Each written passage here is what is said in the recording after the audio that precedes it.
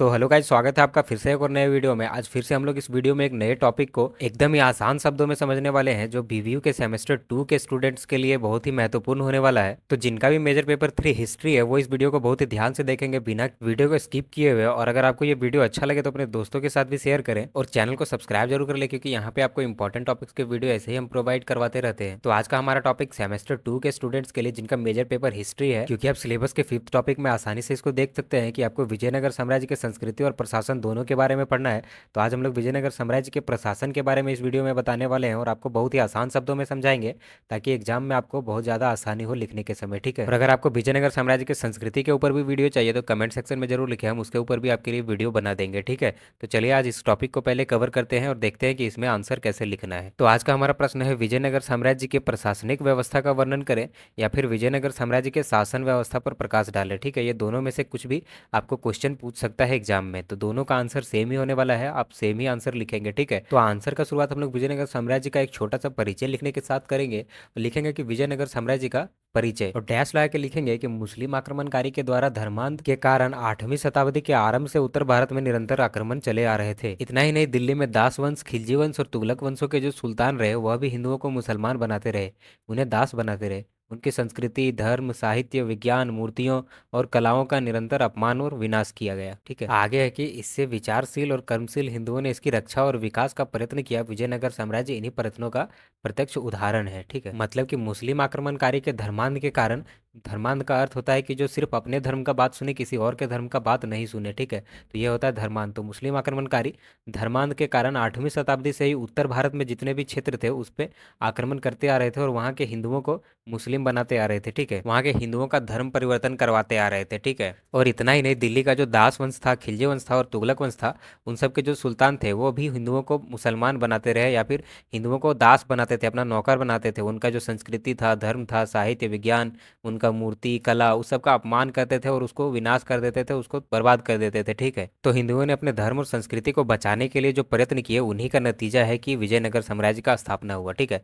तो ये छोटा सा परिचय विजयनगर साम्राज्य का था। आगे लिखेंगे विजयनगर साम्राज्य का उदय, कि विजयनगर साम्राज्य कैसे बना, उसका उदय कैसे हुआ। ठीक है। तो इसके उदय में लिखेंगे कि विजयनगर साम्राज्य का उदय मोहम्मद तुगलक के काल से आरंभ हुआ। मोहम्मद तुगलक के सेनापतियों ने बंगाल पर आक्रमण कर हरिहर और उक्का को बंदी बना दिल्ली ले आया तथा मुसलमान बनाकर दक्षिण में विद्रोह दमन के लिए भेजा। इन्हें इसमें सफलता भी मिली, अतः मोहम्मद तुगलक ने प्रसन्न होकर उसे सेनापति बनाया। ठीक है। तो क्या हुआ कि विजयनगर साम्राज्य का उदय जो है वो मोहम्मद तुगलक के काल से ही हो गया। मोहम्मद तुगलक के जो सेनापति थे, वो बंगाल पर आक्रमण करके हरिहर और उक्का दो भाई थे, उनको पकड़ के दिल्ली ले आए और दिल्ली में मुसलमान बनाकर दक्षिण में जो विद्रोह हो रहे थे उसको दबाने के लिए भेज दिए। ठीक है। और वहाँ गए हरिहर और उक्का, और वहाँ जाके सफलता भी मिली उनको, वो विद्रोह दबाने में सफल हुए। इससे खुश होकर मोहम्मद तुगलक ने उन्हें सेनापति बना दिया। लेकिन हरिहर और उक्का दोनों भाई मुसलमान बनाए जाने तथा अपनी मातृभूमि पर मुस्लिम आक्रमणों और अत्याचारों से पीड़ित थे। जब उन्हें मोहम्मद तुगलक के सेनापति के रूप में सफलता मिली तो उससे प्रोत्साहित होकर उसने सन 1336 में उन्होंने अपने स्वतंत्र हिंदू राज्य की नींव हस्तिनावृत्ति में रखी। उन्होंने इस्लाम का त्याग कर पुनः हिंदुत्व को ग्रहण कर लिया। ठीक है। मतलब क्या हुआ कि विजयनगर साम्राज्य का जो उदय है, जो शुरुआत है, वो मोहम्मद तुगलक के काल से ही शुरू हो गया था। ठीक है। मोहम्मद तुगलक के जो सेनापति थे वो बंगाल पर आक्रमण करके हरिहर और बुक्का नामक दो भाई को गिरफ्तार करके दिल्ली ले आए और उसको मुसलमान बनाकर दक्षिण में जो विद्रोह हो रहे थे उसको दमन करने के लिए, उसको दबाने के लिए उसको दक्षिण की ओर भेज दिए, जहाँ पे उसको विद्रोह दबाने में सफलता मिली। तथा इसी से खुश होकर मोहम्मद तुगलक ने क्या किया, उन दोनों भाई को सेनापति बना दिया। और जब सेनापति बनाया गया तो ये दोनों प्रोत्साहित होकर, हरिहर और उक्का दोनों प्रोत्साहित हुए और सन 1336 ईस्वी में हस्तिनावृत्ति में हिंदू साम्राज्य की नींव रखी। ठीक है। और फिर उन्होंने इस्लाम धर्म का त्याग करके वापस से हिंदुत्व को ग्रहण कर लिया और इस प्रकार से विजयनगर साम्राज्य का उदय हुआ। तो कुछ इसी प्रकार से आपको अपने परीक्षा कॉपी में लिखना है। जैसे पहले विजयनगर साम्राज्य का परिचय लिखेंगे, फिर विजयनगर साम्राज्य का उदय कैसे हुआ इसको भी लिखेंगे। अब आगे लिखेंगे विजयनगर साम्राज्य की प्रशासनिक व्यवस्था के बारे में। ठीक है। तो पहले तो इसका छोटा सा जानकारी दे देते हैं, उसके बाद उसमें क्या क्या विशेषता था इसको भी हम लोग लिखेंगे। ठीक है। तो विजयनगर के प्रशासनिक व्यवस्था के विषय में विदेशी यात्रियों, ईरान के अब्दुल रजाक, इटली के निकोलो कोंटी, पुर्तगाल के पारस तथा अनेक समकालीन एवं परवर्ती इतिहासकारों के ग्रंथों से विस्तृत जानकारी प्राप्त होती है। इन विवरणों के अनुसार विजयनगर के शासकों ने शासन प्रबंध की व्यवस्था बड़ी कुशलतापूर्वक की थी, जिसका उल्लेख निम्नलिखित प्रकार से किया गया है। तो विजयनगर साम्राज्य के प्रशासनिक व्यवस्था के बारे में कुछ विदेशी यात्री, ईरान के अब्दुल रजाक, इटली के निकोलो कोंटी और पुर्तगाल के पारस के साथ साथ जो समकालीन एवं परिवर्ती इतिहासकार थे उनके द्वारा जो साक्ष्य प्राप्त हुआ, उसके आधार पर यह कहा जा सकता है कि विजयनगर के शासकों ने शासन प्रबंध की व्यवस्था बहुत कुशलतापूर्वक की थी। अब इसमें क्या क्या विशेषताएं थी इसका हम लोग नीचे देखेंगे, इसका विस्तार हम लोग नीचे देखेंगे। ठीक है, तो विजयनगर साम्राज्य के प्रशासनिक व्यवस्थाओं में सबसे पहला विशेषता क्या था कि विजयनगर साम्राज्य का केंद्रीय शासन। तो इसमें लिखेंगे हम लोग कि विजयनगर की शासन व्यवस्था में राजा ही संपूर्ण सत्ता का सर्वे सर्वा होता था। राजा निरंकुश होता था, परंतु राज्य में शांति एवं समृद्धि रखना तथा जनता के कल्याण की दृष्टि से कार्य करना उसका प्रमुख कर्तव्य था। ठीक है, मतलब कि विजयनगर साम्राज्य का जो शासन था उसका केंद्र कौन था? राजा था। राजा के पास सारा शक्ति था, वो सर्वे सर्वा था, उसके पास अपने राज्य में कुछ भी करने का शक्ति था। ठीक है, वो निरंकुश था, उस पर किसी का अंकुश नहीं था, मतलब किसी का भी नियंत्रण नहीं था, लेकिन वो गलत काम नहीं करता था, अपने राज्य के प्रजा के लिए शांति और समृद्धि का ही कार्य करता था। ठीक है, अब केंद्रीय शासन का क्या क्या खूबी था, क्या क्या विशेषता था, इसको भी देखेंगे हम लोग। नेक्स्ट पहला का पहला पॉइंट बनाएंगे, दूसरा पॉइंट नहीं है, पहले पॉइंट का ही A B C या फिर 1 2 ऐसे करके के आपको भी अपने कॉपी में लिखना है। ठीक है, तो पहला टॉपिक है धर्म सापेक्ष शासन। ठीक है, इसमें लिखेंगे कि विजयनगर के शासन धर्म सापेक्ष था। यह शासन मुसलमानों के विरुद्ध हिंदू संस्कृति तथा धर्म की रक्षा हेतु बना था। धर्म सापेक्ष होने पर भी विदेशियों पर अत्याचार नहीं किया जाता था, मुस्लिम प्रजा को भी सुविधाएं प्राप्त थी। मतलब कि विजयनगर साम्राज्य जो है वो धर्म सापेक्ष था, सभी धर्मों का आदर करता था, वो किसी एक धर्म का बंध के नहीं रह गया था। ठीक है, हालांकि ये मुसलमानों के विरुद्ध हिंदू संस्कृति और धर्म की रक्षा के लिए बनाया गया था, लेकिन यहाँ के जो मुस्लिम प्रजा थी उसको भी समान सुविधाएं प्राप्त थी जो हिंदू प्रजा या फिर किसी और जाति के प्रजा को प्राप्त थी। वो सारे सुविधाएं मुस्लिमों को भी प्राप्त की, किसी भी प्रकार का भेदभाव यहाँ पे नहीं किया जाता था। ठीक है, विजयनगर साम्राज्य में कोई भी प्रकार का भेदभाव किसी भी धर्म के साथ नहीं किया जाता था, सभी धर्म के लोगों को समान अधिकार प्राप्त था। अब दूसरा पॉइंट है सैनिक संगठन।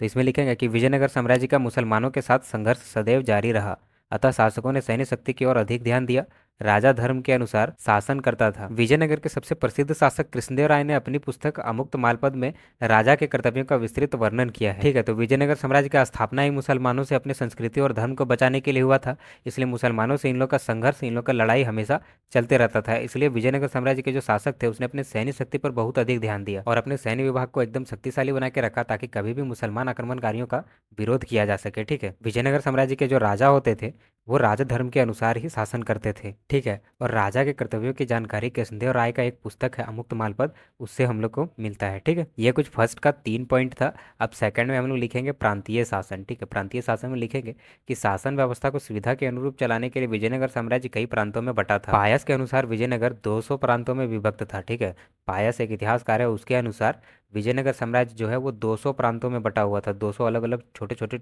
भागों में बटा हुआ था। ठीक है, और प्रत्येक प्रांत एक नायक के अधीन था। प्रत्येक प्रांतपतियों को अपने प्रांत से सैनिक या असैनिक तथा न्याय के पूर्ण अधिकार प्राप्त थे। उन्हें अपनी आय व्यय का विवरण केंद्र को प्रस्तुत करना पड़ता था। शेष 2/3 भाग वो प्रांतीय शासन पर व्यय करता था। तो क्या है, शासन व्यवस्था में आसानी हो, शासन करने में विजयनगर में आसानी हो, इसके लिए जो विजयनगर साम्राज्य है वो टोटल 200 भागों में बटा था और प्रत्येक जो प्रांत होता था वो एक नायक के अधीन होता था, एक नायक उस पर शासन करता था और प्रत्येक प्रांतपतियों को अपना सैनिक और असैनिक तथा न्याय का पूर्ण अधिकार भी प्राप्त था और अपने आय और व्यय जो मतलब इनकम और जो एक्सपेंडिचर मतलब खर्च होता था और जो कमाते थे या फिर जो आय का साधन था, जो भी आय आता था उनसे, तो वो सब का विवरण केंद्र को प्रस्तुत करना पड़ता था, विजयनगर साम्राज्य को प्रस्तुत करना पड़ता था और उसमें से जो शेष 2/3 भाग बचता था वो अपने प्रांतीय शासन पे व्यय खर्च करता था। ठीक है, अब नेक्स्ट पॉइंट देखेंगे तो नेक्स्ट पॉइंट तीसरा पॉइंट है स्थानीय शासन। तो इसमें लिखेंगे कि स्थानीय शासन शासन व्यवस्था के लिए प्रांत, मंडल तथा कोट्टम में विभक्त थे। मतलब स्थानीय शासन जो था, गांव के लेवल का जो शासन था वो 3 भागों में बटा हुआ था, प्रांत, मंडल तथा कोट्टम में। ठीक है, आगे है कि ग्राम शासन की सबसे छोटी इकाई थी। ग्राम का प्रबंध ग्राम सभा द्वारा किया जाता था। राजा का अधिकारी महानायकाचार्य द्वारा ग्राम पर नियंत्रण रखता था। ठीक है, तो शासन व्यवस्था का सबसे छोटा इकाई ग्राम होता था, गाँव होता था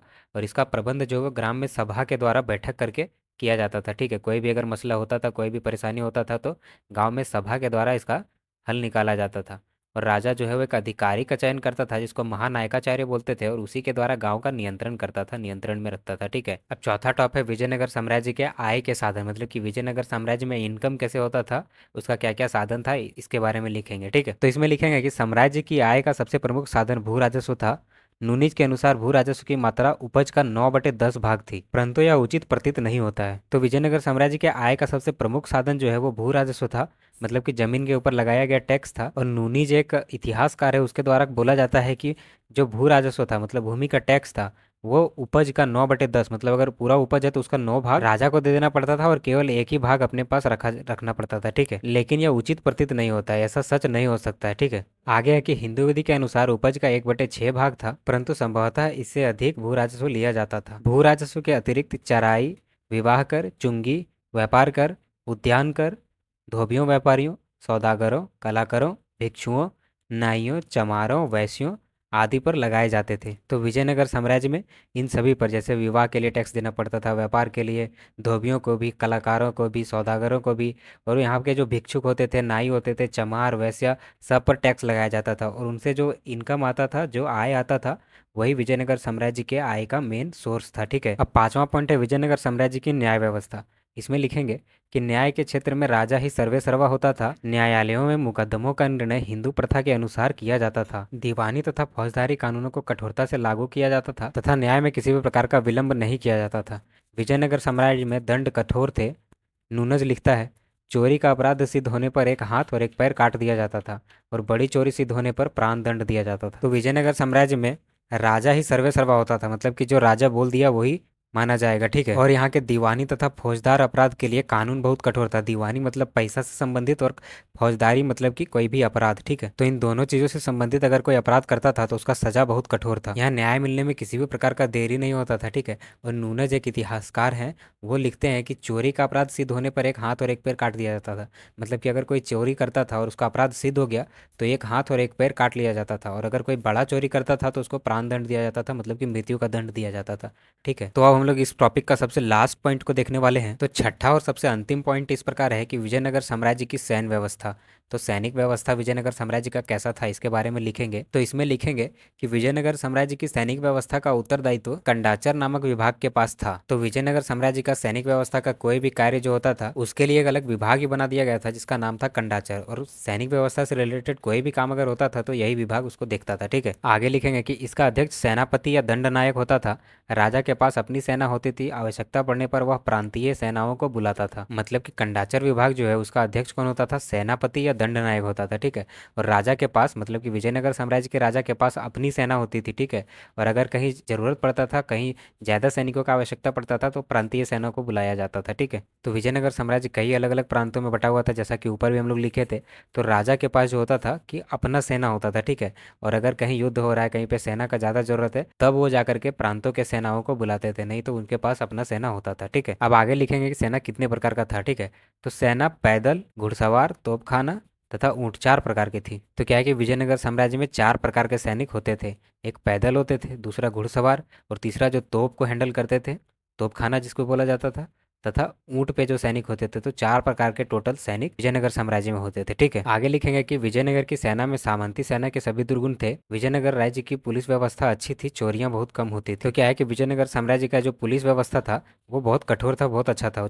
इसके वजह से वहाँ पे चोरियां कम होती थी, क्योंकि जैसे अभी ऊपर में हम लोग न्याय व्यवस्था में लिखे थे कि चोरी सिद्ध हो जाने पे एक हाथ और एक पैर काट लिया जाता था, तो ये डर से जल्दी चोरी वहाँ पे नहीं होता था। अब हम लोग इसका निष्कर्ष लिखेंगे। ठीक है, तो निष्कर्ष लिख करके डैश लगाएंगे और लिखेंगे कि विजयनगर साम्राज्य की शासन प्रणाली राजतंत्रात्मक थी। इसके अंतर्गत संपूर्ण शक्ति राजा में निहित होती थी। ठीक है, तो विजयनगर साम्राज्य क्या है, राजतंत्रात्मक था। मतलब कि वहाँ पे राजा का शासन था और सारा जो शक्ति है वो राजा का ही हाथ में था, वहाँ पे लोकतंत्र नहीं था। ठीक है, इस दौरान साम्राज्य प्रांत, मंडल, वालनाडु, नाडु, उर जिसको ग्राम भी बोला जाता था, इत्यादि प्रशासनिक इकाइयों में विभाजित हुआ करता था। ठीक है, तो विजयनगर साम्राज्य जो है वो प्रांत, मंडल, वालनाडु, नाडु, उर, इन सभी प्रशासनिक इकाइयों में छोटे छोटे भागों में बटा हुआ करता था। न्यायांकर व्यवस्था और आयकर व्यवस्था विजयनगर साम्राज्य की प्रमुख विशेषताएं हुआ करती थी। ठीक, तो कुछ इस प्रकार से आप निष्कर्ष को अपने कॉपी में लिखेंगे, और आशा करते हैं कि ये वीडियो आपको समझ आया होगा। और अगर वीडियो पसंद आया तो लाइक जरूर करें और अपने दोस्तों के साथ भी शेयर करें, ताकि सभी तक ये जानकारी पहुंच सके। और अगर आप चैनल पर नए हो तो चैनल को सब्सक्राइब जरूर कर ले, क्योंकि यहाँ पे हम आपको एग्जाम से रिलेटेड जितने भी क्वेश्चन होते हैं उसको बहुत ही आसान शब्दों में समझाने का प्रयास करते हैं, और आपके एग्जाम से रिलेटेड वीडियो प्रोवाइड करते हैं। तो आशा करते हैं ये वीडियो आपको समझ आया होगा। मिलते हैं किसी नेक्स्ट वीडियो में नए कंटेंट के साथ, नए टॉपिक के साथ। तब तक के लिए धन्यवाद।